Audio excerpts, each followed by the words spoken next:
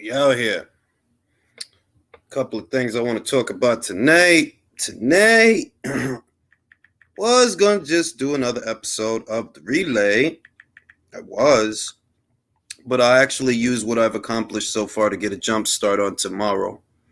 Yeah, I mean, sometimes I like to do that. Like I'll be in the middle of editing an episode, and I'll, be either at the beginning or the middle, and I'll say, you know what, I'll save that for tomorrow. Pick up where I left off with that tomorrow, because then it allows me to get a jump start. Yeah. So right now,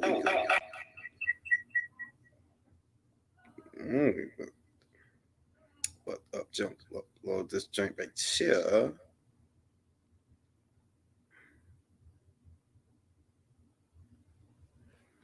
All right, and bang, yeah, we're gonna get it rocking. We're gonna get it started. So there's a couple of good things. ESPN announced they are going to be showing Yoka versus Takam via ESPN Plus. I wondered if Tony Yoka still had that agreement with Top Rank or whatever arrangement they have to where they show his fights in America, because for some time now they've shown his fights in America, at least 3 or 4 of them over the years, and it does look like they have that arrangement. They're going to show the Takam fight, which is good. That'll be this weekend. On the undercard, you're going to see Lauren Price, the Olympic gold medalist. I already talked about her fight earlier this week. That's good. They're going to compete. They're going to go head-to-head with the Matchroom show. And I have to admit that the Matchroom show was a lot stronger when Callum Smith was on the card.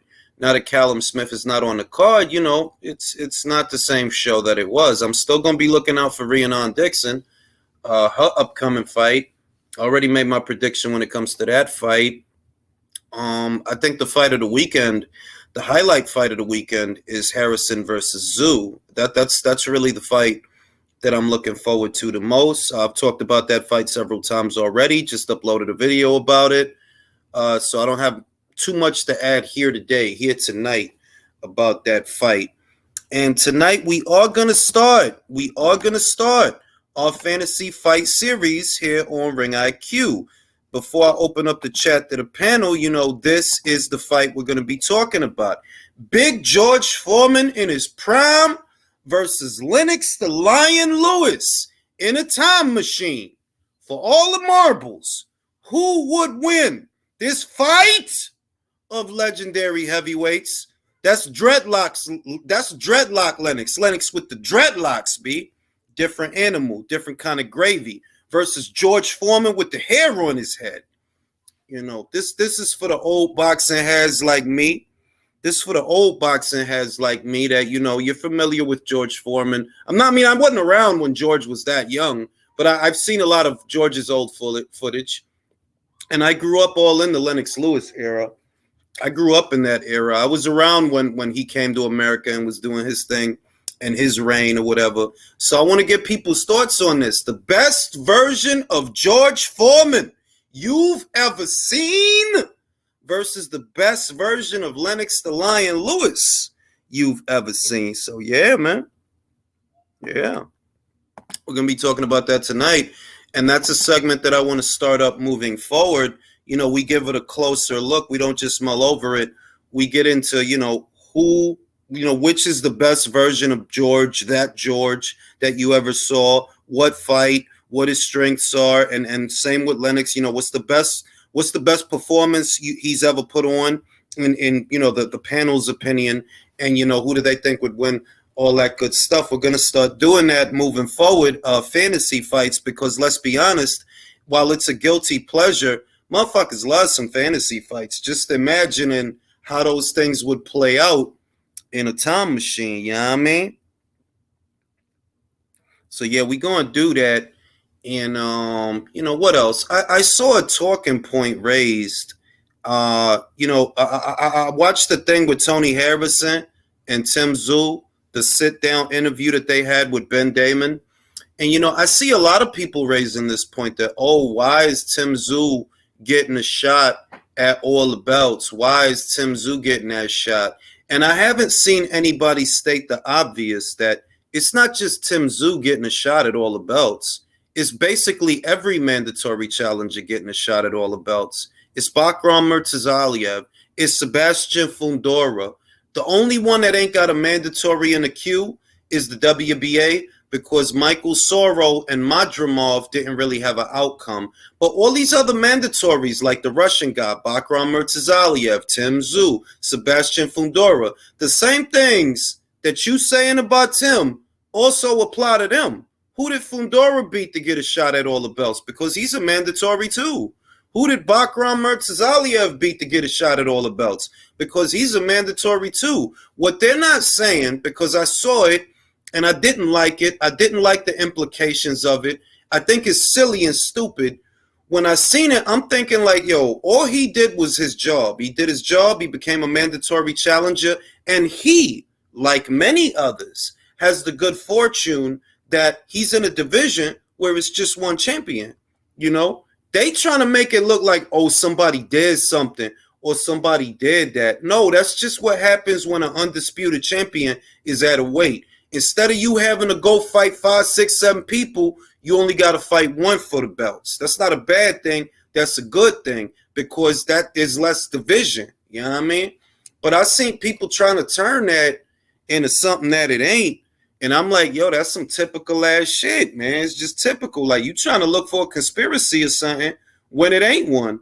The same advantage that he has is the same advantage Fundora has. That, yeah, I'm the mandatory. And instead of having to fight a whole bunch of people for all the belts, I would really only have to fight one person. The same things that you asking of Tim Tszyu, you can ask that about Sebastian Fundora. You can ask the same thing. You know? So we going to get into that. Raul, what it do? Bobby Light, what it do? Hot King of the Midwest, Big Boys, what it do? What it do? And, you know, I had a really good Q&A with Regis Prograde. Appreciate his time for being able to come on here, talk to the fans, answer questions, and chop it up. That was real fun. That was real nice. And, you know, I'm going to post the link in the panel. And we're going to get into all the good stuff, the nitty gritty. Who do people think is going to win Yoka versus the Calm? Who do people think going to win Tim Tszyu versus Tony Harrison? And, of course, the fantasy fight. What's goody, Cirrus? What's goody, Real Talk? And we out here, man. We out here. We doing it. We doing it big time. We doing it big time.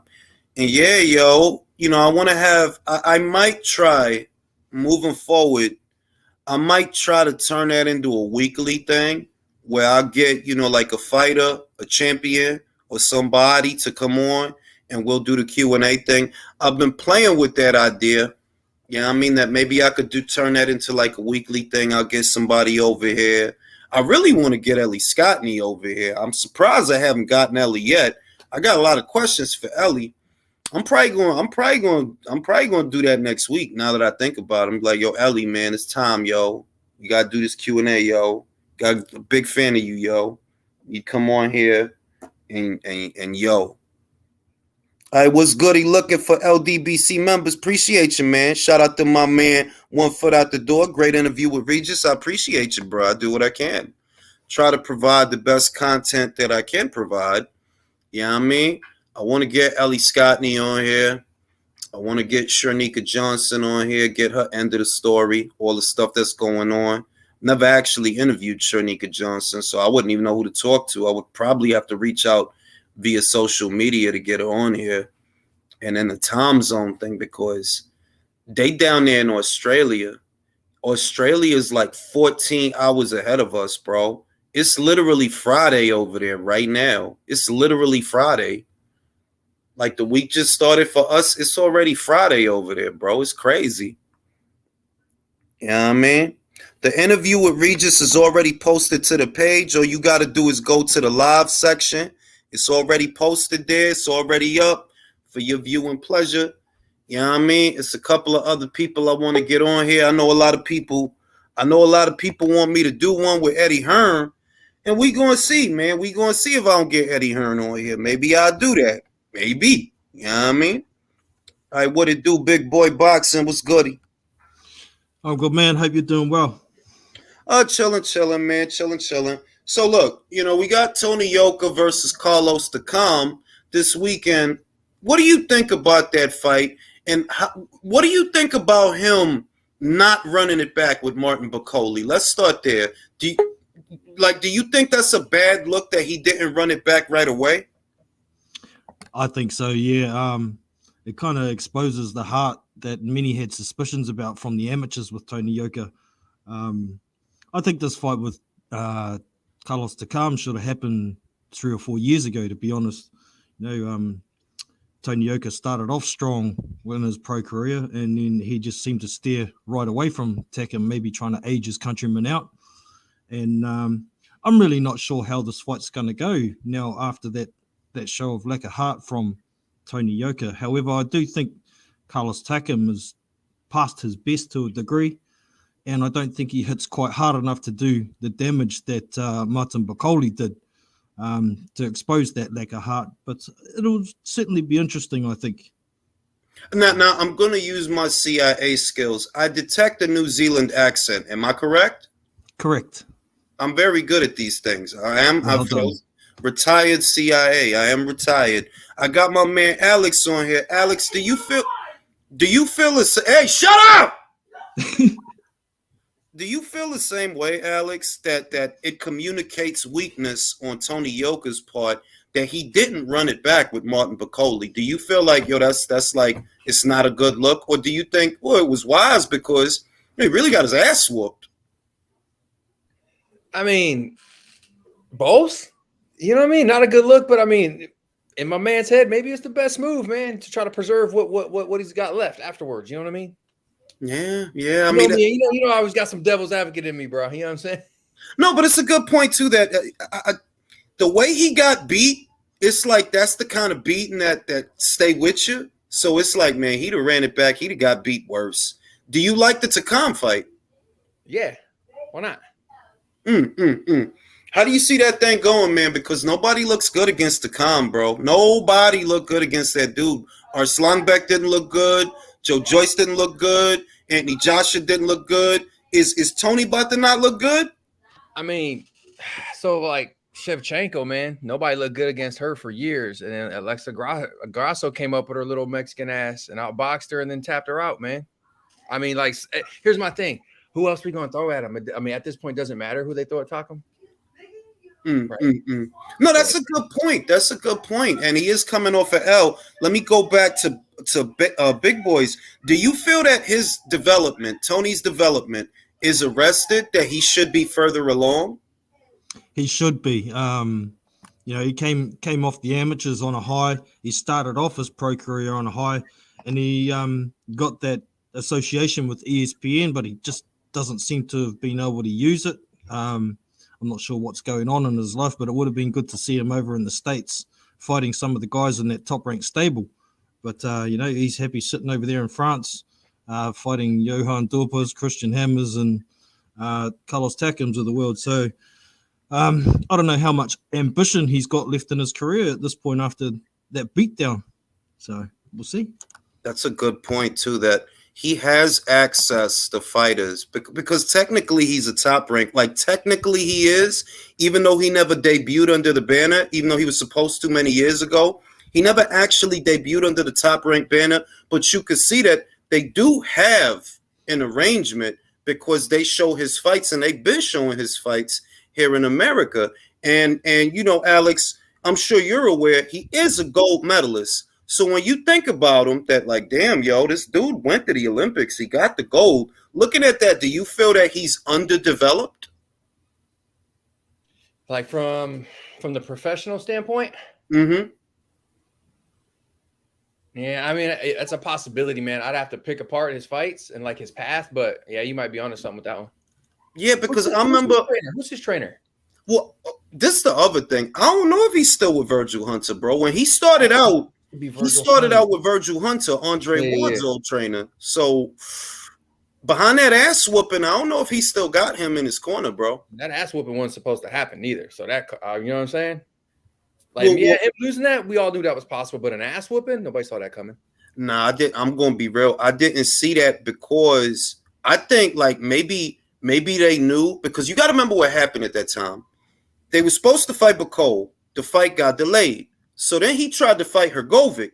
You know, the IBF hit him up like, yo, you want to be an eliminator with Hrgovic? And he said, yeah, I'll do that. And he tried to do that. And then the Bacoli people pulled his ass right back like, no, we got a contract, bro. You can't leave. And they pulled him back into that shit. So he had to do that. And then we see what happened. And like, yo, got his ass whooped. You know what I mean? Got his ass whooped. So I wonder if they didn't know underneath it all. They're like, nah, we don't want to fight this dude, B. We don't want to You know what I'm saying? we don't want to fight this dude, B. Like, gonna whoop our ass. Now, I want to go to Big Boy. Big Boy, we got Tim Tszyu, Tony Harrison this weekend. It's a good fight, really good fight. Just how do you see that thing? Do you feel that this is the right fight for Tim? Or is he about to, you know, slip on a banana skin and, nah, you should have left Tony alone, bro. He gonna beat you. You know what I mean? Is he gonna slip or is he gonna make it? To be honest, I think it's a fight that Tim Tszyu needed because he hasn't really had that many fights at world level, really. Whether he can win this fight or not, it's a big question. I think it's a legit 50-50 fight. I'm really looking forward to it. Tony Harrison's a very skilled boxer. And I'm just wondering whether the controlled aggression that we sometimes see from Tim Tszyu is going to pay dividends in the long run. But if he gets reckless like he did against Terrell Gausha, he could be in some real trouble. So I think it's a legit 50-50 fight, and I'm really looking forward to it, man, to be honest. Am I mistaken in saying that both of them are mandatories in different bodies? No, they're not. They're not. Tim, and that's what makes this almost a needless risk. Tim is already the mandatory challenger by way of the WBO. There's 3 in the queue. By way of the WBC, it's Fundora. By way of the IBF, it's a Russian guy called Bakram Murtazaliev. We rarely ever see him, but he's the mandatory via the IBF, and he has been the mandatory since 2019. Still hasn't gotten the shot. And then there's Tim by way of the WBO. And Tim is voluntarily defending his interim title against Tony, which is like, that's what makes it crazy that, you know what, if you wanted to keep busy, you could have fought somebody else, but you chose this, and yeah, it's a dangerous fight. That's what makes it crazy. It's got balls of steel, I'll say that much.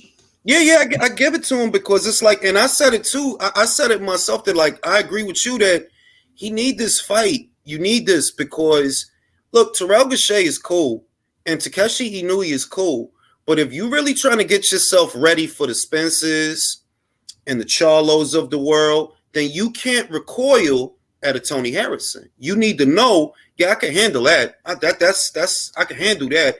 Alex, do you feel that this is going to go sideways, or do you like Tim's chances to win this fight? So I got a few things. I like his chances. To answer the question, I like his chances. We all know that him and his team been angling for that Jamel fight. I mean, look at the two. Tony Harrison and Jamel had 2 fights, right? That first one was close, right? I think they see something Harrison they could take advantage of, where he could get a convincing W and be like, and build his stock and hype for that Mel fight. Like, look, you got to fight us now, man. You know what I'm saying? That's a good point. That's a good point. Common opponent between them. And you know, I said this yesterday that Tim thinks like a fighter. You could tell because they didn't have like people didn't realize the guy that he fought from Japan, Takeshi Inoue. If you go on the Zone and you watch the fight that he had with Munguia, he was getting in Munguia's ass. He was backing him off, backing him into the ropes. He was giving them the business. You know, I ain't gonna say it was controversial, but I'm saying this is a dude that this guy could fight. When he fought Tim, Tim took all that shit away. And I don't really think he gets enough credit for that. Most of what people are talking about is the Gausha fight on the premise that it was in America, but I'm actually more impressed by the Inoue fight than the Gausha fight, you know.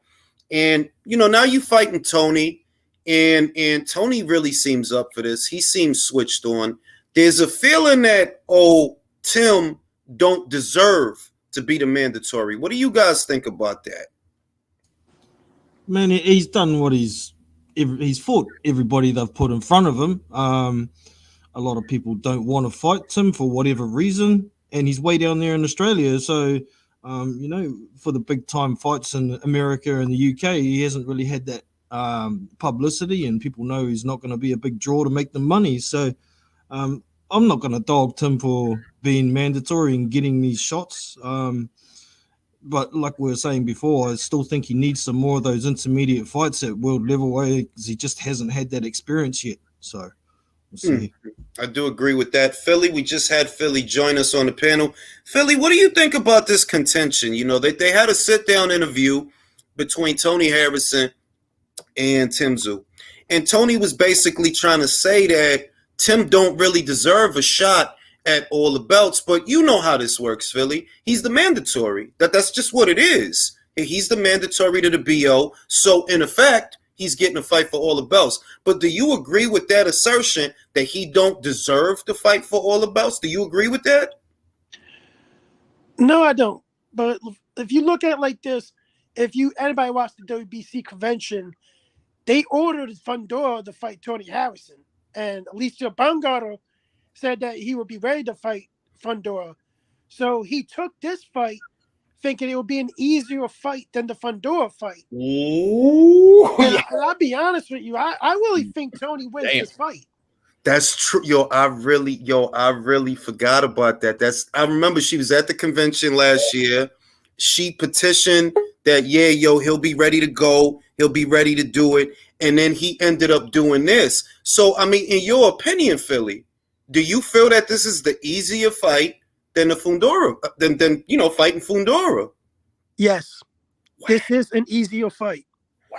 And and if I had to pick, if Fundora fought Tim Tszyu, I would pick Fundora to beat Tim Tszyu. You know what? I'm going to tell you this. I am going to tell you this. I disagree. I do disagree. I disagree because of what happened in the Lubin fight. I disagree because Fundora's an inside guy, right? But he's another Brandon Figueroa. He's another one. Very tall for the weight. You don't hold the range of the match. In spite of how tall you are and how long you are, you don't hold the distance with your length because you're not good enough to hold it. So what you do is you sell out. You crowd the pocket and lean on the guy and throw punches on the inside because you feel safe there. And I don't actually think he's better there than Tim Tszyu. Do you agree with that, Alex? Yeah, that makes sense. And going back to what we said earlier, man, like anybody who says like Tszyu don't deserve to be mandatory, like I can't talk boxing with you, man. Like what do you literally have substantial that says he doesn't deserve to be mandatory? That's crazy. Yeah, like if you, it's like you cool with Fundora being mandatory, right? Hey, who he beat? Who he beat? You gonna say, oh well, he beat Lubin. Okay, he beat Gachet. Yeah, and not taking nothing from Fundora. The boy could fight. No, that's the other. Yeah, it ain't even a nice. Yeah, if we're talking mandatories, like I mean, Lubin is probably the only best guy he's fought. If I'm being real, honestly, right? Like if you look at it, a lot of guys tend to argue saying that a lot of guys don't deserve to be mandatories and everything because of the resume and everything, but they're still mandatories. Like it's just how it is. Like Tim Tszyu deserves to be mandatory. He deserves to be mandatory more than a lot of other guys do in the sport, if you look at it. So I have no problem with him being a mandatory. Yeah, because I seen a thing earlier. I didn't really like where that conversation was going. You know, they tried to make it seem, or the context that Tony used for it, it's almost like, oh, you know, they only put you there because of A, B, C, and D. And I'm like, nah, bro, it's really the same thing as Murtazaliev and the same thing as Fundora. It's the same thing because you're essentially asking, what have you done to fight for all the belts? Well, what did Fundora do to fight for all the belts? What did Murtazaliev do to fight for all the belts? They mandatories too. And if they were to get Jermel in the ring, it'd be the same shit. They would be fighting for all the belts. So before you ask that of Tim, you would have to ask that of everyone, basically, because it's the same deal for everybody. It's in other words, it's not that it's not fair that Tim Tszyu gets the chance to fight for all the belts. It's that everybody has the same advantage. If Tim drop out or Tim lose or whatever, and Charlo fight Murtazaliev, okay, well, what did Murtazaliev do to fight for all the belts? What did he do? He beat. Jules, let me be real with y'all. I hadn't even heard of him like a year ago. I never even heard of this guy. Didn't even know who he was. Bro, he been mandatory for the IBF since 2019, bro. Wow. It's mad. It's a madness, bro. Like It's wild out here. It's wild out here. It's wild out here. And I'm just like, look, I rationalize it how Philly rationalizes it. Yo, he did what he had to do. He fought who they put in front of him. What the hell do you want him to do? Now that you're here, Jay, I want to go back to the question I started off at the top of the show. Mm-hmm. Tony Yoka's fighting Carlos Takam this weekend.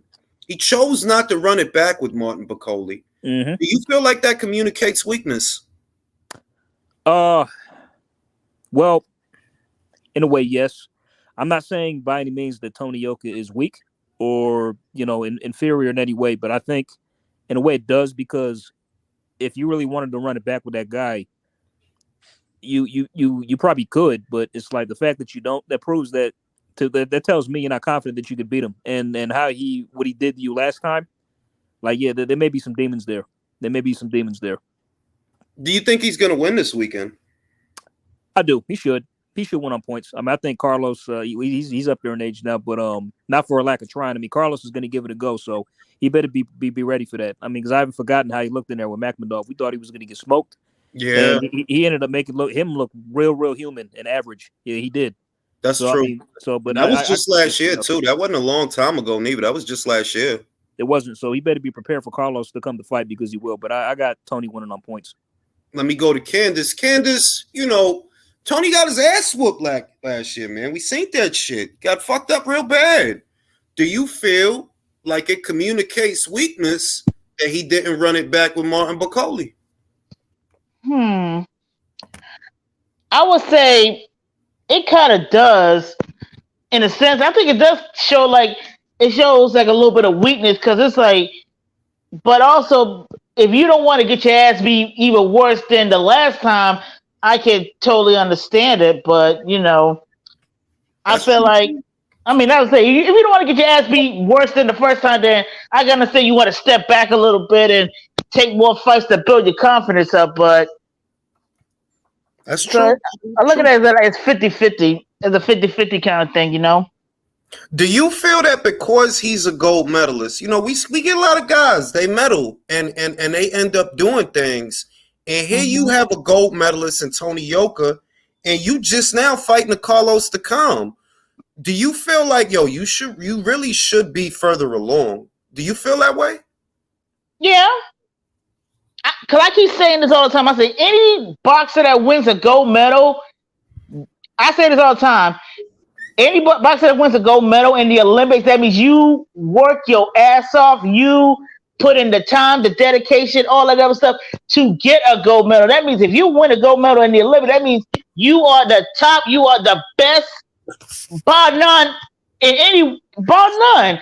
So I just figure he should be further along the lines. But if you want to start off at the bottom and work your way up to earn a shot, I understand that too. So I'm gonna go to country with it. Let me go to country. You know AJ's career, country. You know that 3 years after having debuted as a professional, he, an Olympic gold medalist like Tony Yoka.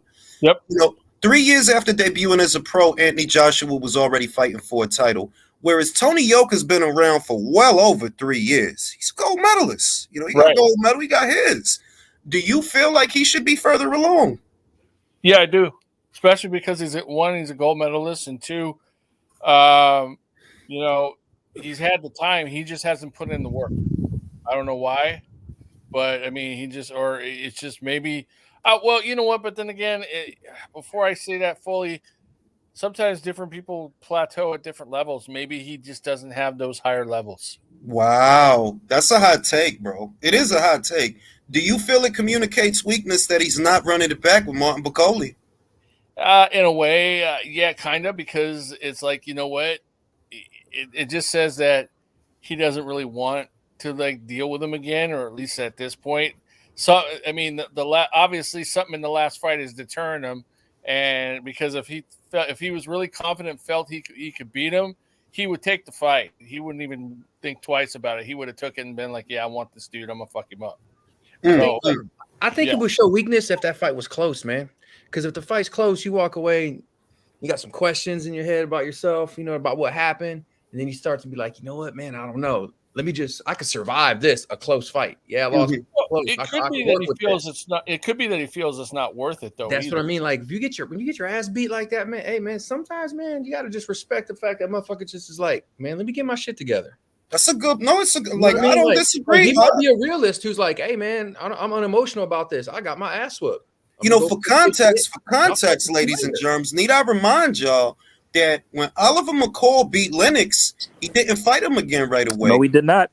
Didn't fight him again. It took years and a couple of fights in between. Matter of fact, if we're going to be real, and I stand by this, I feel like Frank Bruno tenderized McCall for Lennox because he beat him in between the first McCall fight and the second McCall fight for Lennox. Frank Bruno got his hands on him, and Frank Bruno touched him up. And then after that, Lennox Lewis fought him. So, you know, I see your logic, Alex. They're like, yo, sometimes you just got to respect that ass whooping. Like, yeah, like you need to think about that and really change something before you go in there again. So I do agree with that. I'm going to go to JBN. Well, first I'm going to read the super chat. This mandatory argument is so dumb because I remember when they said the exact same things about George Kambosos, and look what happened in the end. That's true. That's very true. Now, By the way, sorry, but just I just wanted to add something. Could we also just count the fact that Oliver McCall was really in a bad place before that rematch? Like honestly, the man shouldn't even have been in the ring because that's very true. He had a full blown mental breakdown during that fight. So yeah, that's true too. I mean, we all think that he literally broke down in the middle of the fight. Dude was crying. Oh, you better not laugh. Yeah, I know it's not funny, but still, but yeah. You're laughing at the shit. Yeah. JBN, same shit. Tony Yoka's a gold medalist, bro, right? And peep the shit. Filip Hrgovic is not a gold medalist. He a bronze medalist. And he already knocking at the door of a world title shot. You know what I mean? Joe Joyce, I think, is no. Who's the silver and who got Hrgovic got the bronze. Joyce got the silver. Out of that Olympic class, Tony's the one that got the gold. But he ain't even in the conversation for a title. You feel like in that. Sometimes you don't. I'm telling you. Do you feel do you feel that he should be further along? He should, yes, because he is a gold medalist. But, not all gold medalists are created equally, just like not all champions are created equally. And that loss that he had to Martin, that set him back. I feel like that set him back. He wasn't expecting to lose that fight like that. And like the other guy just said, I mean, there is no shame in skipping over because he knocked you out. So get your shit together, go back to the gym. But that loss set him back. I think that's why he's not further along his career. Because wasn't he trying to fight Hrgovic? Kind of. It wasn't. In other words, he wasn't the one that was in position to have that fight. The only reason the IBF came to him was because Ortiz said no, and Ruiz said no, and Joseph and a bunch of other guys. Joseph Parker, he said no. So then they landed on Tony. And they asked him, yo, you want to fight Filip Hrgovic in the final eliminator for the IBF mandatory? So it wasn't even that he was in position or even that he was trying to. It was more like they popped up. I ain't doing nothing right now. Sure. He wasn't actually the mandatory or even close to being a mandatory. It was just pure circumstance. But he didn't say no like the other guys. That's the thing. So I feel like if that fight wouldn't have stopped, the Hrgovic fight, it would have happened, and hey, who knows? He might have beat Hrgovic. I don't know. I mean, Hrgovic was kind of vulnerable in that fight. He was a long layup, so that's why I'm saying that fight held him back, bro. That's why he's not that far along right now. Okay, I'm gonna go to Country. There's this thing. Tony Harrison had the sit-down interview with Tim Tszyu. Him and Ben Damon, and Tony was basically trying to say that Tim Tszyu don't deserve to fight for all the belts. So do you agree with that? Not at all. Not at all. I mean, yeah, he is a little early on in his career, but that doesn't mean he doesn't deserve to fight for the belts. I mean, Kambosos came from out of nowhere and fought for the belts. I mean, in the way boxing is these days, I mean, yeah, no, I disagree with that. Isn't Special Ed Rowley about to get a title shot? Yeah, I mean, hello. How do you explain that? Like, and that's the beauty of boxing. That you can have an unbeaten up and comer who's done his job, He's just he has done what he needed to do. He ticked off on all the boxes, and motherfuckers will shade him, which goes back to the conversation that we had yesterday. Motherfucker will shade him, but here you got Rolly coming off an L, and not just an L, a knockout, and he's getting a title shot. You should be asking, why is Rolly getting a title shot before you asking why is Tim fighting for all the belts? Common sense, because that don't even make sense to me. Like, yo, he gets knocked out at 35, so you gonna let him skip Ismael Barroso and all these other guys in the WBA ranks? You gonna let Rolly skip him, and y'all gonna sanction this? You should, if anything, like, because I seen Clarissa ask about it, like, oh, what he did, da da da da da, and I was like he did what he had to do, you know, like the same thing that Fundora did. He did what he had to do. Same thing Murtazaliev did. He did what he had to do. I'm gonna go to Hayam. Let me go to Hayam. One last thing?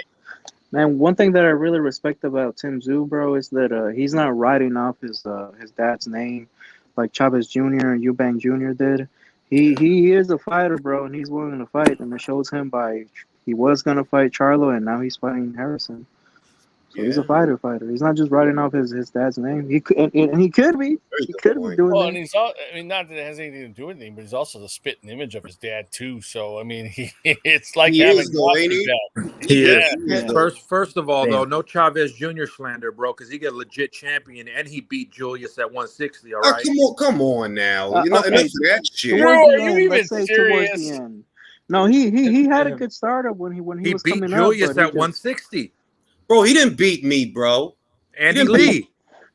Let me go to Hayam. It's been a while. It's been a while since we had Hayam on the panel. Hayam, do you agree with that contention that Tim Tszyu does not deserve to fight for all the belts? Do you agree with that?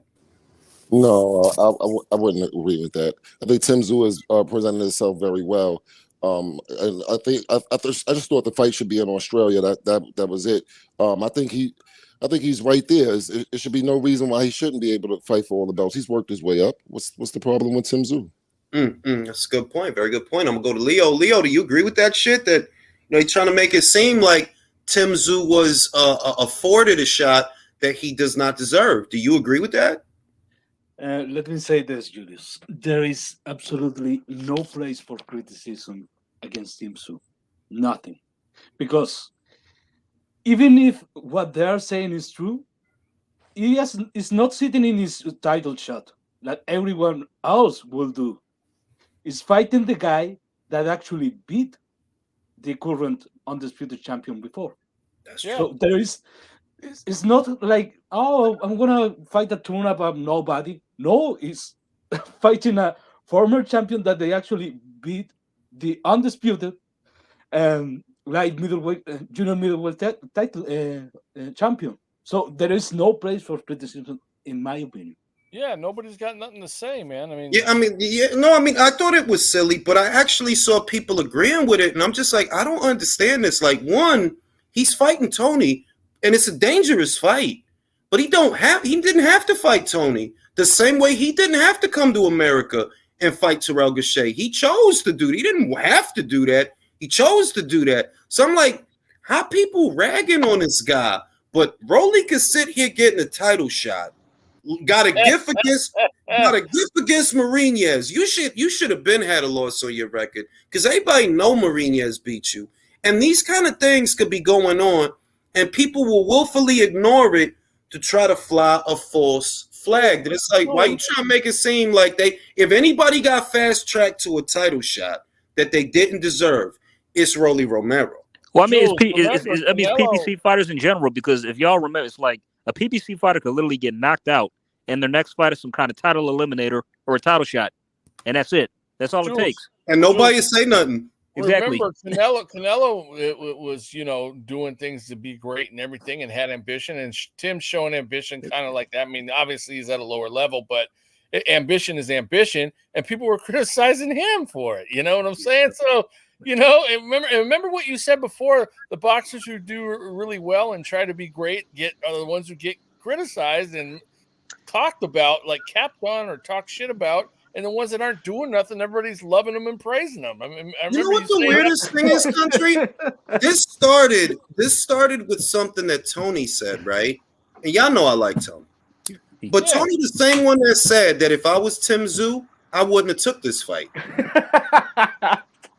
He literally said that. Back up. So he says, if I'm Tim Tszyu, I wouldn't have took this fight, but then he goes on to say in that interview, oh, I don't think you deserve your shot. I'm trying. Like- What? I was like, yo, when I watched the shit, I'm like, this, and it didn't. My brain had not processed it yet because of how silly it was. And like, yo, you telling him that he don't deserve this, right? But you the same one that said that if you were him, you wouldn't have fought you. And And then you telling him what he don't deserve. it's indicative, Jules. It's indicative of the American fighter and the journalists there that don't push back on that fucking redundant stupidity. Last time I checked, undisputed dude or the top dude in the division, he's supposed to fight the contenders. That's how we measured Joe Lewis's greatness. That's how we measured Ali's greatness, Sugar Ray Robinson, and so on. You're supposed to defend the crown more than once. Yeah. What do you think you just become the guy and that's it? You could fight bums the rest of your career? Yeah, if you're not moving up in How weight, many fucking title defenses did Joe Lewis fucking have? 25, bro. And every one of those guys earned it. You know that Wally getting a title shot reminds me of your dream getting a mandatory when he got knocked out by Eubanks. He got knocked out by Joel, and he was ranked higher than both Joel and Eubanks in the WBC ranking, which I don't get whatsoever. Bro, I'm trying. I literally try to, it goes back to the conversation that we had yesterday. They refuse to acknowledge the truth and the facts. The fact is, he became the mandatory for the WBC title when Benavidez had it. That's when he became the mandatory. And we can play with ideas, we can look at that and see, I know what y'all were doing. We can do that. But at the end of the day, if he was still the mandatory, it wasn't because they did that for Canelo. Canelo didn't even have a belt at 168 yet. No, did. He was a PBC fighter, right? Yeah. So they were fucking aligning him with Benavidez. JB, and they tried to say that, they did that for Canelo. No, you lying motherfucker. He was already David Benavidez mandatory. The fuck is y'all talking about? Wasn't he coming off a loss? Bro, that's one of the most stupidest lies these fucking PBC idiots have said, bro. Like, that was Benavidez' fucking mandatory. If that fat fuck wouldn't have missed the fucking weight, he was gonna fight having children. And they would have been okay. And you know what the funny shit is? There's articles from that time where David said, after I take care of Romer and Gulo, I'm gonna take care of Yildirim because he's the mandatory. All this extra shit. And nobody said boo. So I'm like, well, if he's still a mandatory by the time Canelo get the belt, well, it's because you blew the weight, you didn't do your job. You know what I mean? So that we could look at guys like Tim Tszyu funny. It's like, bro, like boxing is backwards sometimes. Man. And I got to give credit to this channel, Jules. I understand why you couldn't be media, because you'd ask questions that make sense because they're talking nonsense. Same thing when Regis came on here. We asked him legit shit. He answered it. He didn't run from it. But that, it's a straight up question. You're trying to dance around it, and you sound stupid opening your mouth. But I always say this though. The reason that I'm not media is because I interview the fighters that I like. You see what I mean? So the fighters that have been on here, I'm a fan of all them fighters, right? But you're not gonna catch me interviewing or trying to interview like an Errol Spence. Nah, I don't like you, bro. Ain't nothing you gonna say that I need to know. You know what I mean? Like, nah. He'll never be on the show and do an interview like Regis, bro. The reason why Regis is so open is because he's not ducking nobody. He's about that smoke, so he ain't got nothing to hide. But this motherfucker has got 10 million things to hide, bro. For real, and you know what I mean? And shout out to Aaron S. Baker, who says, I think those people may be conflating being deserving with being ready, or them seeing that Tszyu gives Jermell a 50-50 fight. And I took it at face value, Aaron, that Tony was trying to say, not trying to say, he did say, this dude don't deserve that shot. but you the same dude that said if I was him and he was me, I would not fight me because it's dangerous. So it's like, Okay, like, all right. Just like right quick, like I just want to make a point about 10 being a mandatory. Like, I have no issue with it as well. He did his thing. He did what he had to do. He worked his way up. Be it, Takeshi Inouye in a good fight. Like, made easy work at him, durable guy. Beat him easier than I thought he would. So he earned his stripes. I mean, but just like I agree with you when you said this. Did I think he was ready for Jamel? No. oh no, Jamel, Absolutely not. I mean, but the thing is, now I think it's kind of a blessing in disguise that he's fighting Tony, because if he beats Tony, he's ready. Yeah, He's I ready. mean, yeah, and I still don't. I'm still not convinced that he will get Jamel. I'm still not like bro. I don't even think Jermel's coming back to 54. I don't.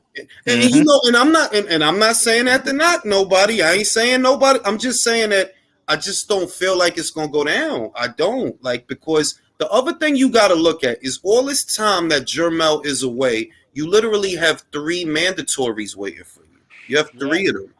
Yeah. I don't The know. shit.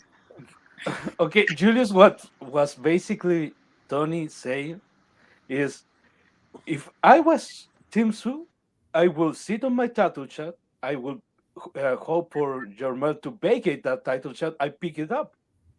That's what they're saying, really. I heard. They Look at all. this. The funny thing, Jules, guys, we gave Devin a little shit just for a little bit about the email chant, but he didn't want it like that. These dudes want the email belt. Yeah. I don't know. Yank came out and called him an email champ, which they gave him a free pass on. I was actually surprised he did, though. And you know what's wild? They let this is and this is why the circles stay small on this channel. Tank is the original email champion. He's the original, the first. How I know? When Alberto Machado beat Jezreel Corrales, right? Jezreel was the champion, but he lost his title on the scale, so it was only available for Alberto. 9 months after that, the WBA literally came up with a belt to give the Tank, right? Even worse, you fighting a dude coming off a loss at 126, the Abner Mares, 2 years of inactivity, 2 years. And they came up with a belt to give you 9 months after that fight. If anybody is an email champion, it was Javante. Well, Jules, look at it like this. You're gonna tell when Jamel moves up, when L. Spence moves up to 154. That's when he's gonna move up to 160. And I have a feeling L. Spence is gonna move up to 154 permanently with this Keith Thurman fight. Oh yeah, I mean, yeah, all that stuff that's out there about them talking. Man, I read that book before, bro. Like, y'all ain't getting me hyped with that bullshit. Bro, Like, Nope. Yep. So do you think Y'all Jamal? know who else? Y'all know who else is the email champion? Jamal. He never won a WBC title from anybody. he did. No, Canelo vacated it, and the franchise No. did. Didn't he beat Yeah, that it's the 5'10" midget? Jules, it's 5'10" all- midget? No, All this to be Crawford honest, talk is just right around. Don't you find it convenient that it's after the fact that he's fucking on the red carpet and Yes. getting all this flow? That's all that is. Yes, that's exactly what I like. Like, I don't like to get on the fanboy shit, but I'm just being real that, bro, if it was about calling him, you couldn't have called him after that Evanesian fight. You couldn't have called him the whole month of January. You couldn't have called him most of February. You couldn't have called him. No, let's wait till the BO order him to fight somebody. but L. Spence was Oh, hello. on vacations. Like, Right. Now you want to put on Twitter. He's spinning the block apparently. While he riding horses and shit and buying hay and shit, let's wait till he is busy and then we gonna talk. It just look how it looked, feel me? Not to get back into the same shit, but it just Hey, No, it's Jules, just indicative of behavior over there from 46 Hey, Jules. to 54 and 60. Ricky's asking if you ever heard of Apollo Akuso. I think he's a prospect from Australia. Nah, I haven't heard of him. I'll look him up though. I like looking at. I like scouting. Let me read the super chat. We all been talking about PBC playing for their superstars for years. Spence to 54, Mel to 60, Moore to 68. Only thing is, I believe Mel is a duck. No, I don't think Mel a duck, man. None of them guys. Can I tell you why I don't think Mel a duck? Fundora, Murtazaliev, and Tim Tszyu, they don't beat Mel. I don't think they beat Mel. I don't. There ain't nobody there right now that I would pick to beat Mel. So when I look at him, is he not fighting these guys out of fear? Nah, bro. He'll knock these guys out, bro. Like he would. Yeah, you see what Lubin did to Fundora. He dropped him on his ass. Granted, Fundora got up and beat him, but I'm just saying, if Mel hits you like that, you're not going to get up. You're not. And Look what he did to Lubin in one round. I hate bringing it back to this, but it's obvious. That's how you know it's obvious. There's no money. Jermell should be able to fight all those guys in 1 year. $1 million each time, but there's no money for that. That's true. If we gonna get into the budget stuff very quickly, because I don't want to stay on that, but that is true. That like if y'all had the bread, he could take care of all of them guys easy.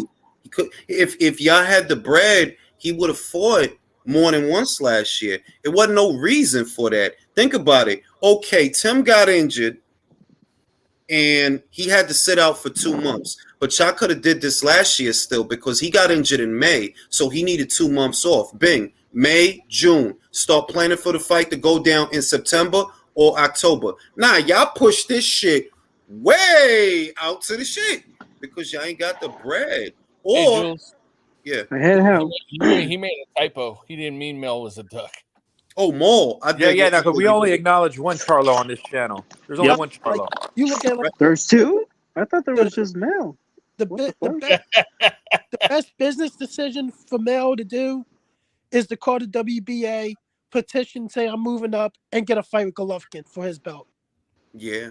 Honestly, like if you was, but look, that's the other thing, and we're gonna talk about him tonight. I want to go to I think I asked everybody about Tony Yoka more or less, so I'm gonna move off of that. I didn't get that. Who didn't I ask? Me. We came on late, so don't worry about it. Move on. Yeah. Well, just basically that this is a guy. He's from the same Olympic cycle as Joe Joyce, as Filip Prgovic, but he's the one that got the gold. You see what I mean? Those guys are knocking on the door of a title shot. So do you feel that this guy is delayed? That it's like, yo, dog, like your contemporaries is on the door of a title shot. Well, what are you doing? Well, if you look at it, I believe whoever won a medal is supposed to be on the door, on that fast track type of pace to contend for a championship. Like, if you want to look at it like this, like Richard Torres, he won a bronze medal in this past Olympics. He's going to be on a slow pace because of the way he fights. Because if he fights like that against the upper echelon of the division, he's going to get knocked out. He's going to get easily countered and knocked out. That's why I've been saying, dude needs to move down to cruiserweight. He's better. I agree with that. Yeah, I agree with that too. Oh yeah, he'd be a force down there. It's a lot of guys. It's a lot of guys he could beat up down there. And maybe he will. Maybe he will, because it's like you could get the rounds that you need down there, get the experience you need down there. It's not as cutthroat down there. It's a lot of guys he could beat down there, and he has real heavyweight power. So I agree with that. I just wonder, can he make that weight? He's not a big guy. Would it kill him to make 200 pounds? Would that hurt? He fight at a heavy in the 220s? I want to say. I think right. Yeah, if he lost 20 pounds, would that hurt him? I think it would. I don't think so. Isn't he 6'7" though? Hell no! Torres. He barely like 6'2". Oh no, I'm sorry. I thought I was talking about Yoka. Don't you find it funny that they have both him and Andy listed at 6'2"? Yeah, like. Andy Ruiz. Andy Ruiz is 6 feet, right? Oh, he's not. He's not even 6 feet, bro. I'm taller than Andy. Get out of here! Well, hey, they got Yoka listed. Drew, how tall are you? I'm 6'1". Oh shit! No way. You telling me Andy Ruiz is what, 5'10"? 5'10", 5'11". No fucking way. Hey man, I ain't see the guy. I saw with him. I was standing next to him and Michael Montero, and I had about a good inch and a half on Andy. What? Michael Montero's fucking 6'5". Revelations. Hey, Jules, Hurricane The Hank wants to Aztec know if gods you did not watched the tell me this Russian was card coming. this morning on ROCYT channel. Nah, I knew that the RCC had a card. For those that don't know, RCC is a Russian promotional outfit, and a lot of their cards you can literally watch them for free on YouTube via their channel. But I didn't watch it. All I know is Abdulayev, he beat another guy. You know, he beat a common opponent with Javante Davis, but I didn't see nothing on that card I wanted to look at. So I'm like, man, y'all just go over there, be rushing. Is that now, the one that Devin beat? Or yeah, Abdulayev, Zawar okay, Abdulayev. got it. Man, and he been winning. You know, since that fight, he has been winning. Like he's on a hot streak, but yep, knocked out Linares. yeah, like until you come over here and do something, it's like, yeah, I mean, like you just over there being over there. Now the next thing is, I want to ask the panel. You know, Golovkin, he done vacated the IBF, right? He's under orders to fight Lara. The clock is ticking. What's he gonna do? He's got one foot out the door. Yeah, you think he's gonna retire, Jay? Yeah. I think it's possible he probably takes this fight, then he retires after. Let me go to Drew. Drew, you think he gonna fight Lara, or he just gonna? Honestly, I'm sick of him. I love Triple G coming up, but the way he's been moving, holding up this division the last 3 years, and why would you fight Lara when you could have made at least 8 figures fighting Munguia, which makes no sense. You should have fought him. It's gotten to the point, Jules, when I was talking about the UFC fight and how the big stars were there, I'm like, boxing used to have this all the time. His publicist gets so desperate to like keep Triple G relevant. He was like, well, Triple G had a future president at 2 of his fights. I'm like, bro, nobody cares. He's irrelevant now. So he don't have the same buzz he used to have. Drew, could he sell out again? He can't sell out the Garden no more. Nah, I mean, depending on who he with, he could. You know, if it were Munguia, in other words. That's what I'm saying. You could sell out the Garden with Munguia, but the thing is, it's like you can't fight Munguia now without giving up that belt because you're under orders. So what are you gonna do? Let me go to JBN. JBN, is he gonna fight Lara, or is he, I don't know, gonna fuck her off? I hope the Aztec gods are correct and he fucks off. Bro, I'm fucking sick of Triple G, bro. No, JBN, bro, you made almost $50 million out of those 2 fucking last fights. I'm pretty sure you made at least $50 million out of the Canelo and the Ryota fight. So what the fuck are you still doing here, bro? Just leave, bro. But you know ahí te ves, güey. Ahí te ves. I still think he beats Munguia now. The thing is that he's too slow to the punch. See, this is the problem, Philly. Before I pass it to you, you told the WBA last year, you told them chill, hold off on that because I want to fight Falcao. They gave you that. They gave you that time, and you didn't make the fight. You literally gave up your belt. Now they ordering you. It's all these months later, all this time passed. You still ain't. I don't hear nothing, bro. Like I ain't heard nothing about no Lara and Golovkin except for the order. So do you feel he gonna fight him or he about to get up out of here? Old fighters go down hard, man. I'll be honest. I think he fights him. I think, tell you the truth, I think he thinks he can beat Lara because he's pushing 42 Lara. But I tell you the truth, it will be a mistake if he fights Lara because I think Lara beats him still. Country, you agree with that? You think today's Lara beats today's Golovkin? It's possible, but then again, I mean, they're both like, old and eroding a bit. It's hard. It's a little bit of a tough call, but I mean, I don't know. I mean, Triple G, I just don't want to see him end up like, some of the other boxers like Chavez Sr. and other ones that stuck around way too long and then they end up a shell of their former selves to the point where they get embarrassed, and it's not a good look. I mean, I think it might be an entertaining fight, but can he deal with Lara's movement? But that's the thing. Lara's not that guy. Yeah, like, Lara don't have any movement. Oh yeah, he doesn't have those legs anymore. And Lara's history, he's always shown an unwillingness to stay in front of dudes with power, man. If they got his power or less, he stands right in front of them. When they don't, he gets on that bike. And with that age, man, Triple G only needs to hit him one time, man. I'm with Alex on this. Yeah. I'm with Alex on this.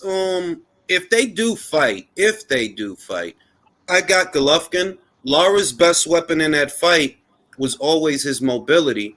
I've been watching Lara's fights. he don't move like that no more. He's sitting in the pocket with guys now and sitting on his punches now because obviously you can't move the way you did years ago. So what do they say about Power? Power is the last thing to go.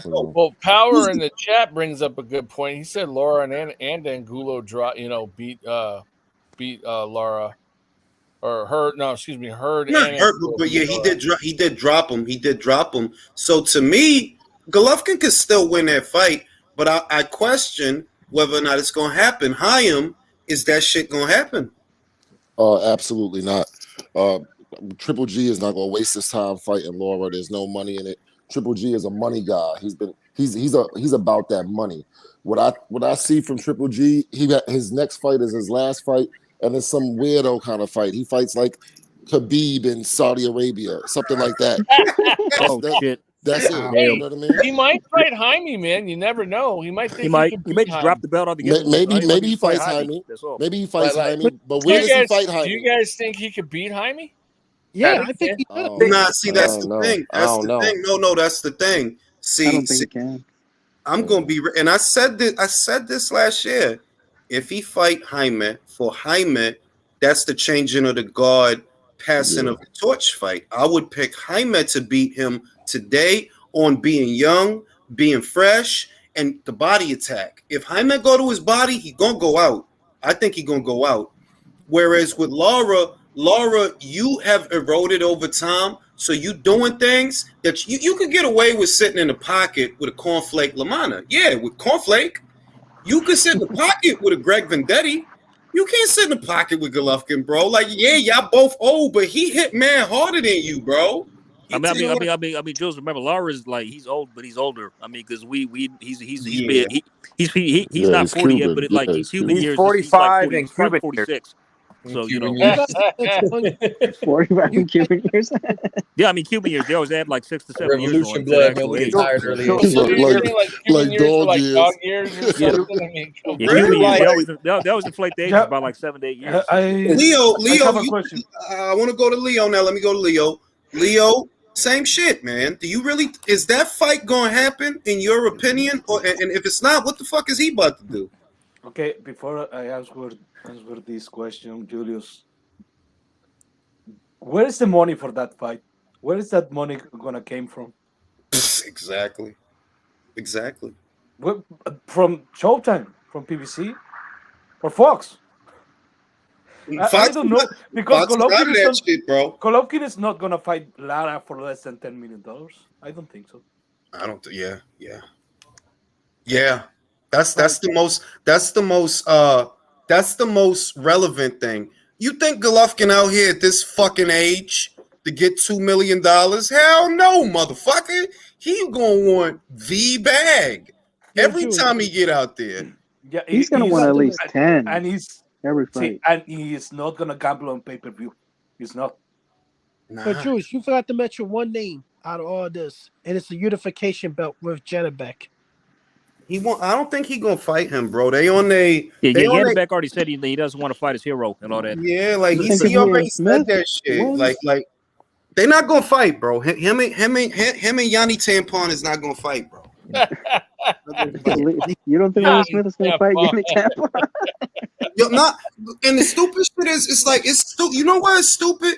Because if you gotta pass the torch to anybody, right? Like, damn, all these young guys want to whoop my ass. What am I going to do? Man, let me pass this shit to my mans in them. If I'm going to pass this shit to anybody, I'm going to pass it to my mans in them. Nope, not these guys. Golovkin, I respect, yeah. I live like, yeah. Get the fuck out of my face with that shit, bro. I love him. He's like my big brother. What the fuck? Let's fight the year. Let's click, and flare. Like, man, you don't get the fuck out of here with that. You better fight him. You should be trying to fight him so you can be the new Golovkin. But then they want to criticize Canelo over here. Oh, Canelo don't want to fight Mexican fighters. Like, bitch. Hey, Jules, can Golovkin even make 160 anymore? I believe that he could if he pushes, and also remember, Chaim, that it's not like 160 is busting at the seams with killers and gorillas and lions and tigers. It's actually not. You know what I mean? Like, if you're looking for new blood at 160, it ain't even there right now, bro. Like, what What's there? Jared Hurd was just there. Jared Hurd. He was Yeah, actually. Jesus.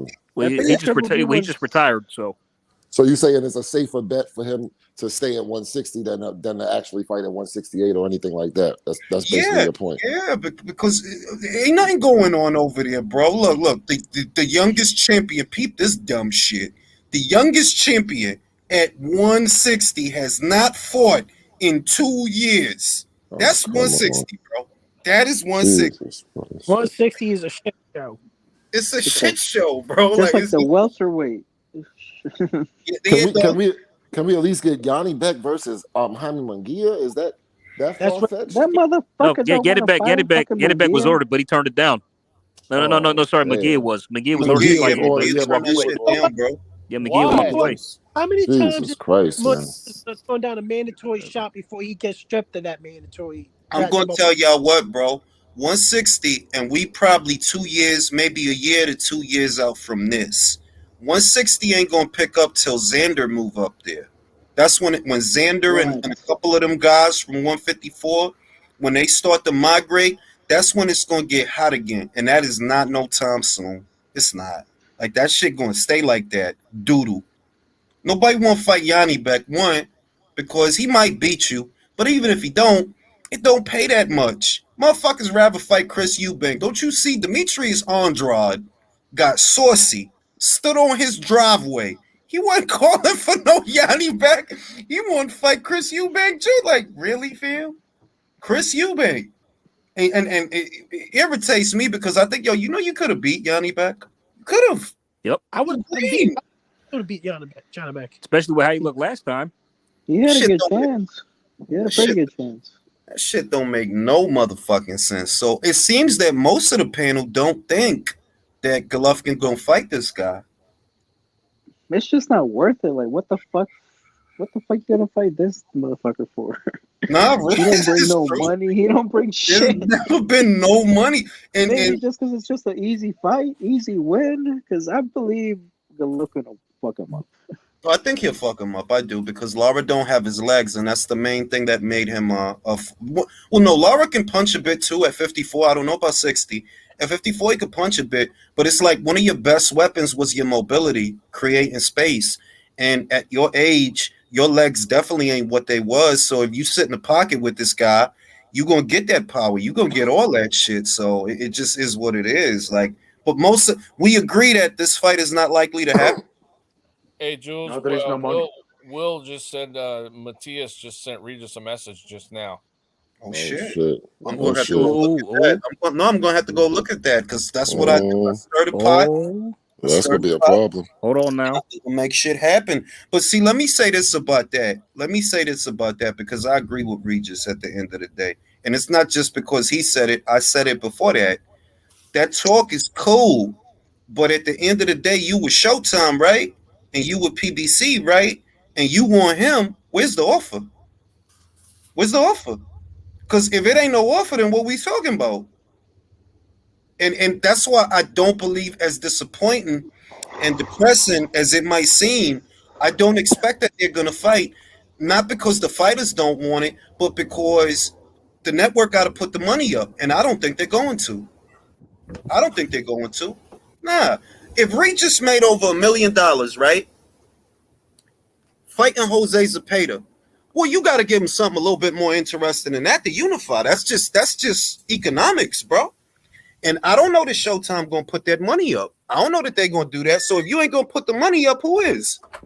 And by the way, can I ask you, can y'all clear something up right quick? Okay, so I just saw something on Twitter said Regis is a 2-time WBC champion. Didn't he have the WBA belt the first time? Yeah, he had the BA. Jose, I think Jose the one that ended up with the BC, and then whatchamacallit had to win it from him, didn't he? Yeah. I mean, Regis had the WBA first, then he got the WBC. So why are they saying 2-time WBC champion? I don't know, man. Motherfuckers. Sorry, but I just thought it was odd. Motherfuckers. You don't think the Zone would pay for that Lara fight? I'm pretty sure they would allow Lara to leave to go at this point.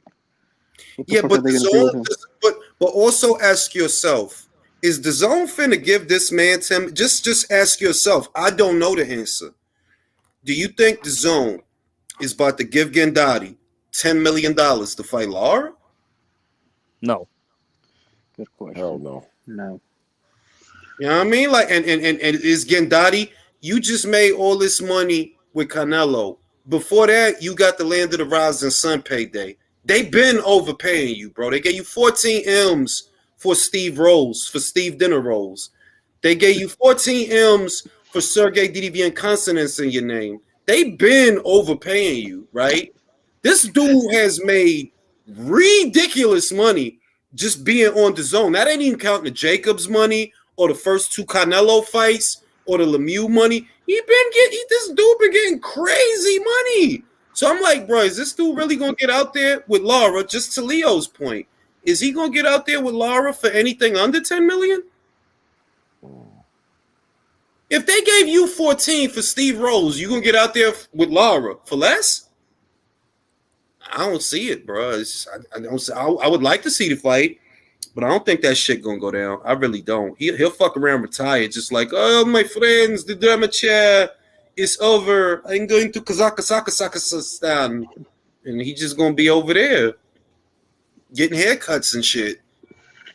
Yo, man, close the fucking door. Well, I hope he fucking retires, bro. There's nothing else for him to do, bro. Just let go of those belts. Whatever happens with him, it's something new at least. Yeah, yo. I mean, that division really needs the reset button hit. So we're gonna move on to this now. You know, I'm gonna make this a point to we're gonna do a fantasy fight every live, and we're gonna focus on it, and we're gonna talk about it, and we're gonna look at it. Oh shit! And you got a prime George Foreman, and you got a prime Lennox Lewis. I want to start with Hyam because I know that Hyam is in my age group. Yeah, Hyam, what's the best Lennox Lewis you ever seen? What was the fight where you felt he looked the best? The best Lennox Lewis, I would say. That's a little hard. I kind of want to say the Oliver McCall rematch. He's on point. He's focused. He's big. He's coming back from it. He got the bit between his teeth. I kind of want to say that fight. Now, what's the best Larry Holmes you ever seen? Larry Holmes. Oh man. Fucking balls. My fault, because I was going to do Larry. I wasn't going to do George. What's the best George Foreman? But not old George Foreman. What's the best young George Foreman you ever seen? I know which one I would say. I would say Frazier. I would say Frazier. So Country and Jay, the best George y'all seen was the Joe Frazier George. And Norton as well. Frazier and Norton. Frazier Ron Lyle was the best fight I saw with George. Foreman Ron Lyle. Foreman Lyle, you mean, right? Yeah, I mean, but if we're talking about like the best, I mean, because Foreman got dropped a couple times in that fight, so I can't say. Dude, but that was did you watch? Oh no, that I'm not denying. It was a classic fight, but that fight is amazing. Look, the fight was good, but was that the best George? Not the best George, no. Not the best George. No, that's why I say Frazier, because it was a dominant win. Yeah, so the same with Ken Norton as well. Wiped him out too, like that. Yeah. So, but yeah. So, Leo, what's the best George that you ever seen? Against Frazier. What's the best Lennox you ever seen? Tyson, maybe.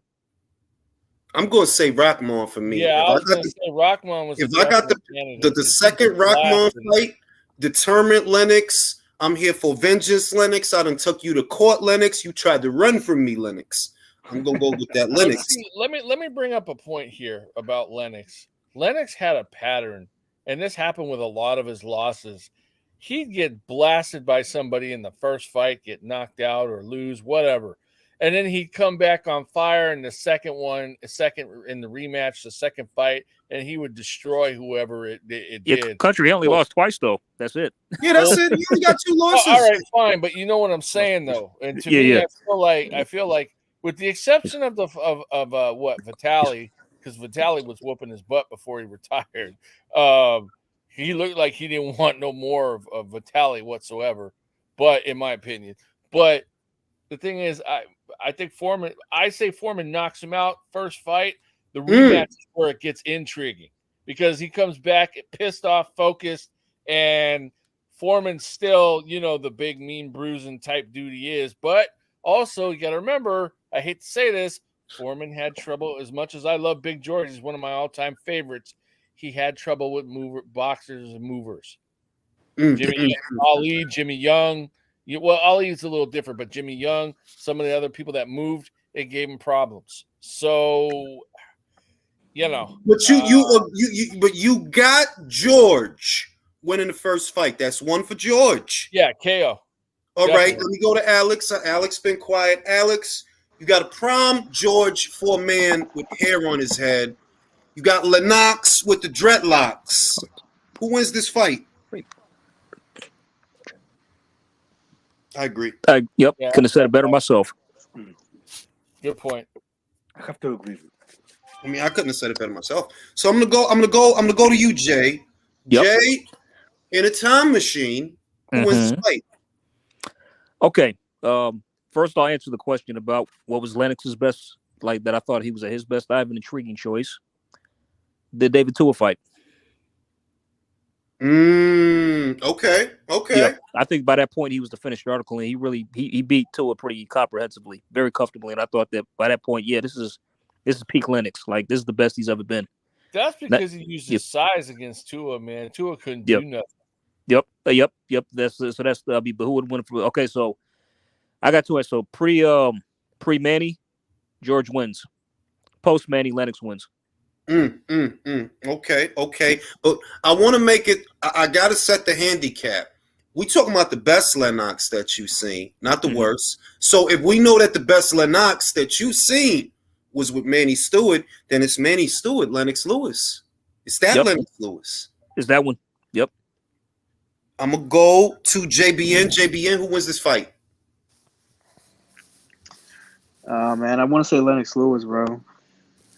So we got two for George, one for Lennox. Why does Lennox win this fight? Lennox was a very skilled heavyweight, man, and he was big, bro. He was a big guy. So I would just give it to Lewis. Okay, I'm gonna go to Leo. Leo, boxing Cleo. Who wins this fight? From what I seen from Lewis and Foreman, I don't see Lennox Lewis beating George Foreman in practically any scenario. I don't even think that an old George Foreman can be beaten by Lennox Lewis, really. I think Foreman was just special. And to be honest, we were talking about Muhammad Ali. I don't think Muhammad Ali would have won a rematch against George Foreman. Whoa. Well, you know what? Leo's probably right about George that. fought the wrong fight in that fight. He didn't fight smart at all. So, but let me let everybody say their piece. Then I'm going to say mine. Hayam, time machine. George with the hair. Lennox with the dreadlocks. Who wins this fight? Okay, so if you said prime for prime. If you go prime for prime, Lennox Lewis is the older fighter and the bigger fighter. He's the more seasoned fighter, and he wins the fight. So we 2-2. Wait, so Country got George, Jay got George, Leo got George,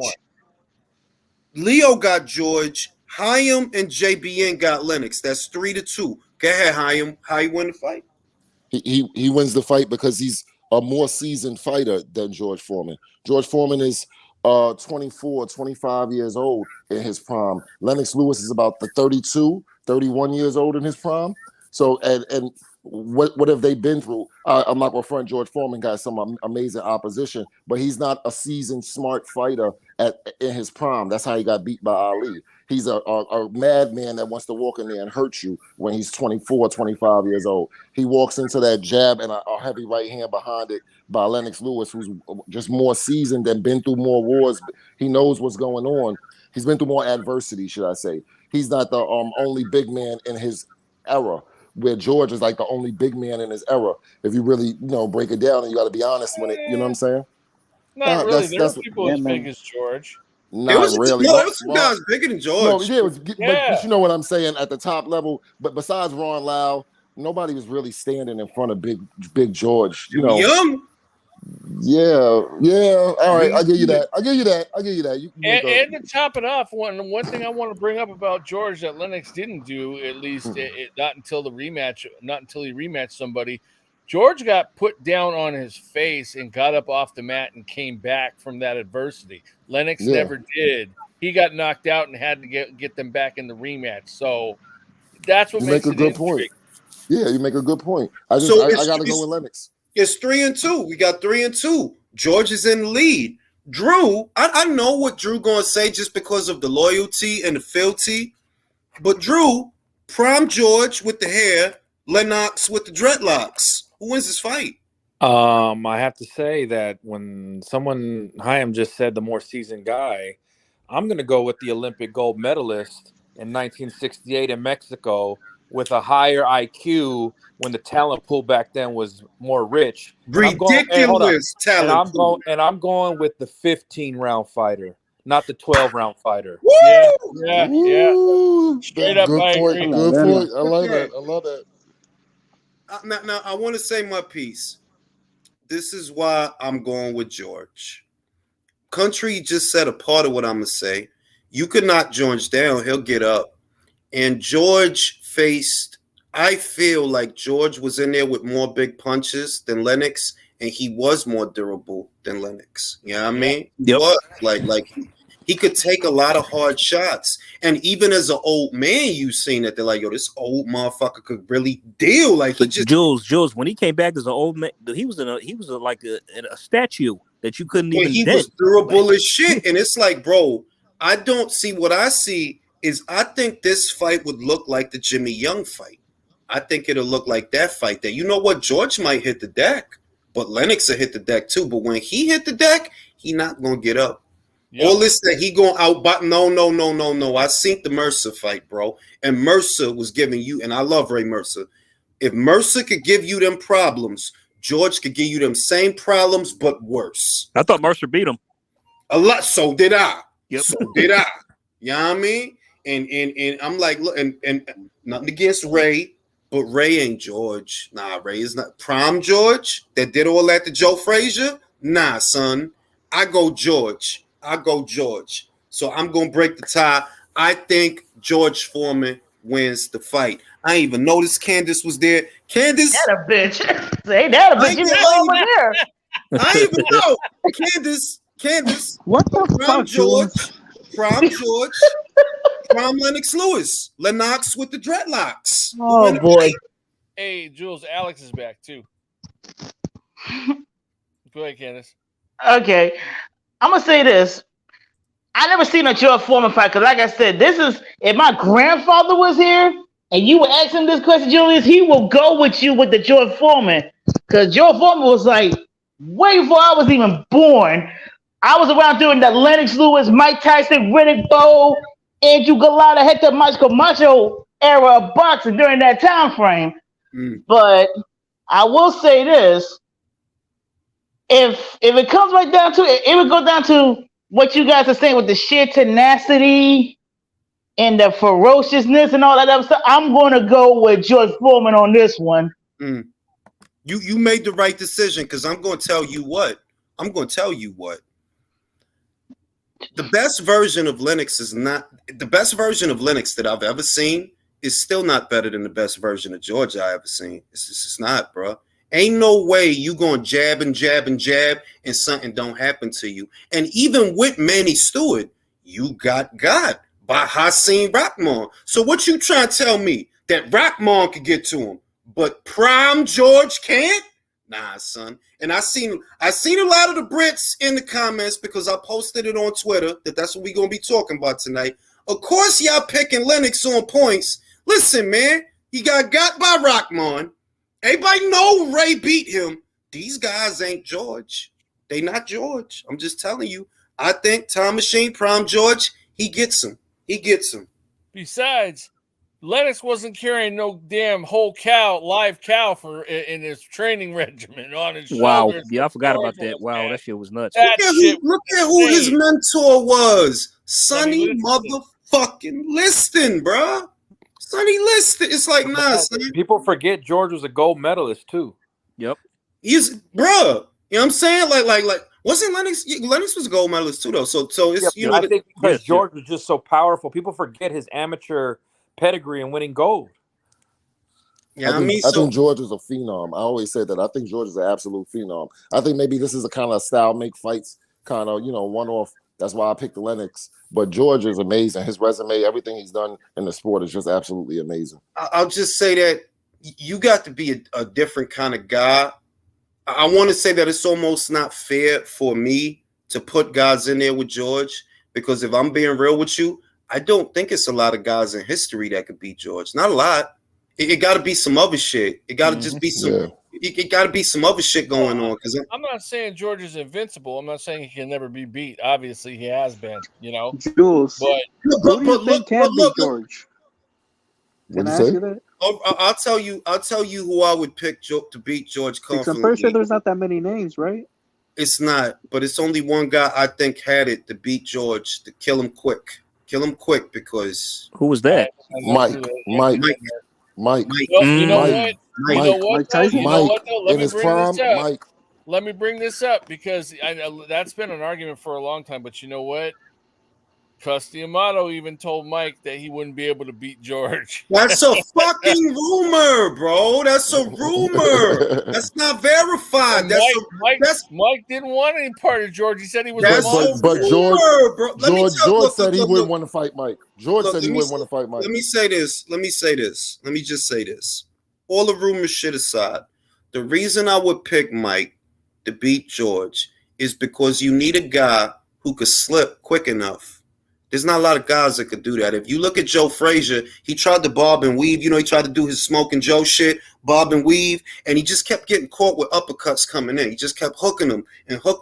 Joe not fast on his feet, and he not sharp with his movement the way Mike was. You need a guy that has some retarded shit going on. Mike had retarded speed, bruh. First couple of rounds. Let me remind you. Yeah, nobody's seen an athlete at the heavyweight division like Mike ever. He's an argument of being the fastest heavyweight ever, if I'm being honest. Let me remind you guys of one thing, though, and this is a difference between George and Mike. As I love Mike too, don't get me wrong. I'm not slamming Mike, okay?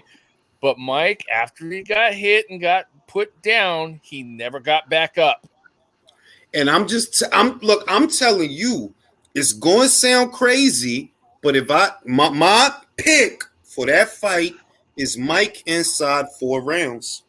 Wow. I disagree, because I see George getting back up. That's Kevin Rooney, Customato Mike.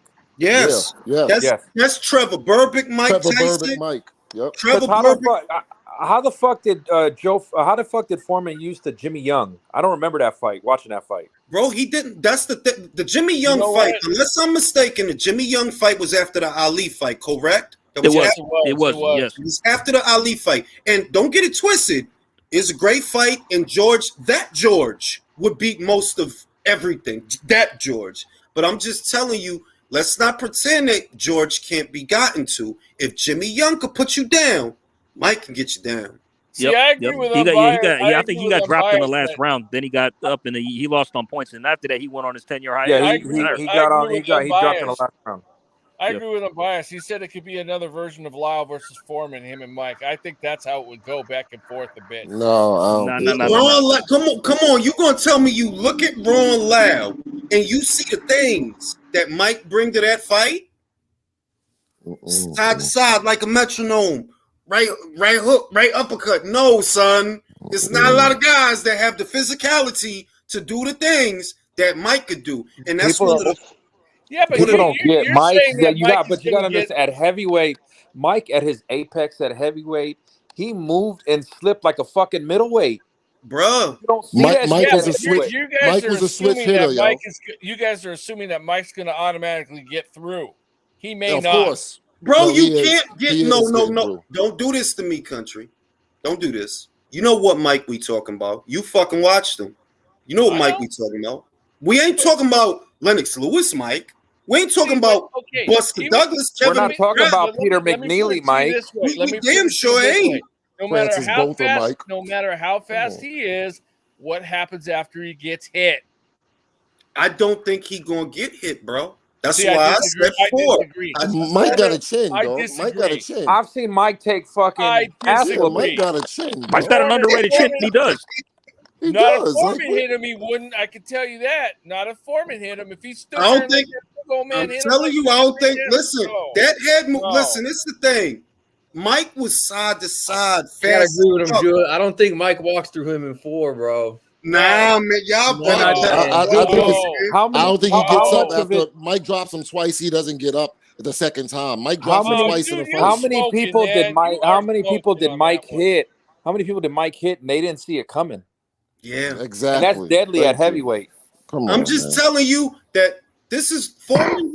Foreman would try to do with Mike what he did with Joe, but the reason it wouldn't work with Mike is because he's a lot faster than Joe, faster on his feet than Joe, and he got more different punches than Joe. Like Joe's best shot was the left hook. Mike had a left hook, but he also had a right hook and a right uppercut and a right over the top. And it's the right over the top that when he get low and he come over, Ming, I could see him. I mean, I don't know why people even. I don't know why they would even say Frazier. Frazier could not run a 40 time like fucking Mike.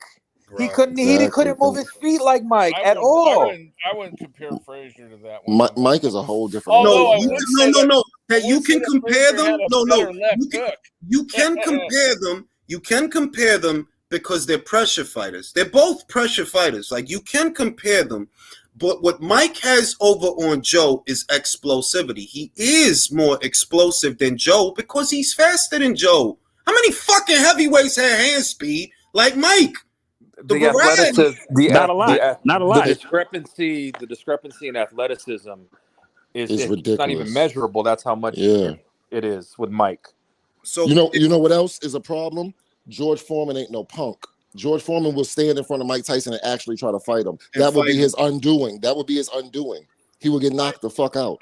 I disagree. He'll lose I agree that he's not a punk, but I mean I disagree. I think Foreman could handle him. David D raises a good point. I ain't gonna front. That's a good point. That Mike went 12 with several fighters that couldn't carry George's jockstrap. Here's my thing, David. What Mike is you talking about, though? You talking about after he got out of jail, Mike? That Mike? Because we ain't talking about Trevor Berbick, Mike. That Mike Tyson from that pocket of the 80s till he got locked up? Nah, son. They don't beat that guy, bro.